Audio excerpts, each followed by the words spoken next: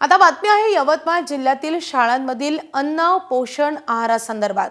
गेल्या 8 दिवसांपासून यवतमाळमधील 2103 शाळांमध्ये पोषण आहार बंद झालाय आणि त्यामुळे विद्यार्थ्यांना भोजनाच्या सुट्टीत घरी जाऊन भोजन करावं लागतंय किंवा शाळेतच टिफिन आणून खावं लागतंय। त्यामुळे राज्य सरकारच्या शिक्षण विभागाच्या शालेय पोषण आहार योजनेचा पुरता बोजवारा उडालाय।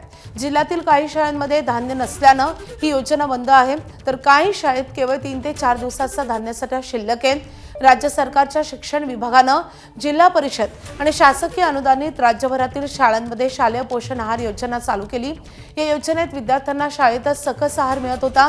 इयत्ता 1 ते 8 पर्यंतच्या सर्व शाळांमध्ये हा सकस पोषण आहार दिला जात होता, पण यवतमाळमध्ये पोषण आहाराअभावी आता विद्यार्थ्यांना घरातून डबा आणावा लागतोय।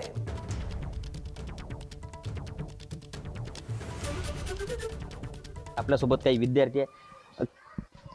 कुठल्या वर्गात आहे तू? 6वी।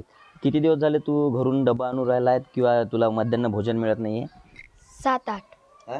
7-8 दिवस। काय काय मिळत होतं जेवणात यापूर्वी? खिचडी, डाळ, मटकी, मूग डाळ, मसाला भात। मग आता डब्बा नाही आणत आहे तर मग भेटत नाही तर मग काय करताय तू आता? घरून डबा आणत आहो। बर। मी घरून डबा आणत आहे दररोज।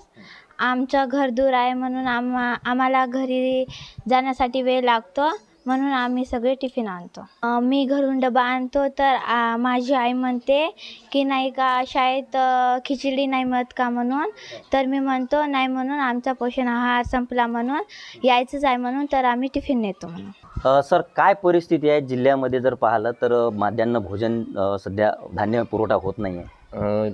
यापूर्वी धान्य पुरवठा वेळेवर व्हायचा, परंतु याच महिन्यात आपल्याला धान्य पुरवठा झालेला नाही आहे।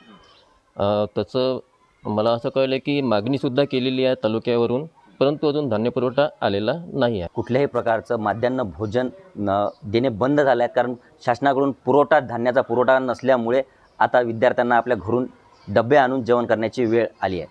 निलेश फाळके, ABP माझा, किन्हाळा, यवतमाळ।